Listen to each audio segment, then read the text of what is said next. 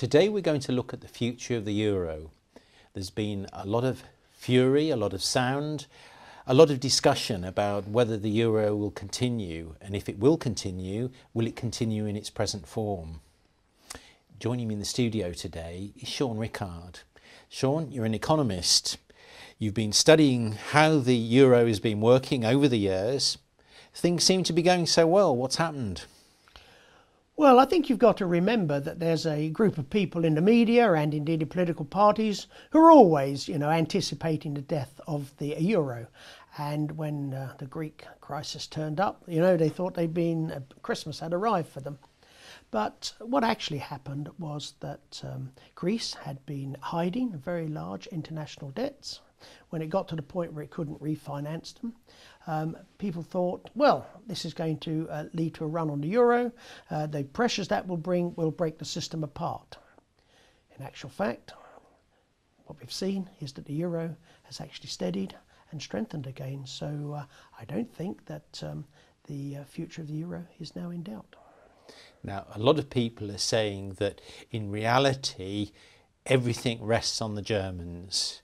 And I know at home, Germany is getting a lot of flack internally for saying, why should we prop up all these ailing economies? Can you say a bit more about that? Well, I think that's certainly true. Let's recognise that Germany is by far the most efficient and successful economy in Europe. It has the ability to prop up small countries like Greece, but quite rightly, German populations who are themselves under a certain amount of pressure, feeling the pinch, I say, why on earth are we using our money to bail out people who've behaved rather badly? And the answer, of course, is that the euro, along with the whole European Union, is a much bigger project of far greater importance than just economics. It has been a force for good, a pan-European vehicle for development, and the Germans know that or the German government at least know that their economic success to a large extent depends on a more integrated developing Europe, and they have as much interest as every sensible person in Europe has to try and make sure that this system is propped up. But make no mistake, Germans aren't giving their money away for free. They are going to attach very strict rules and conditions to this, and I think we will see in the coming 2 or 3 years that the events we have recently witnessed will be unlikely or unable to surface again. Now, you sound more positive than many commentators. People are saying that the whole system is fatally flawed. Well, it's not fatally flawed in my view, but it is a system that faces various challenges. The truth is that in order to make progress, you have to do it in stages. And perhaps the ideal would be to have something like political union, whereby both fiscal policy and monetary policy are handled by one single authority. Now, that is not politically possible.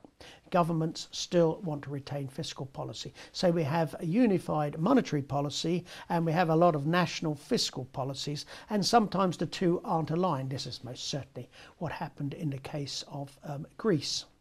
Now, as a result of the crisis in Europe, rules are now going to be put in place, much greater checks and balances are going to be there. So we're moving sort of towards a greater control of fiscal policy at the centre in Europe.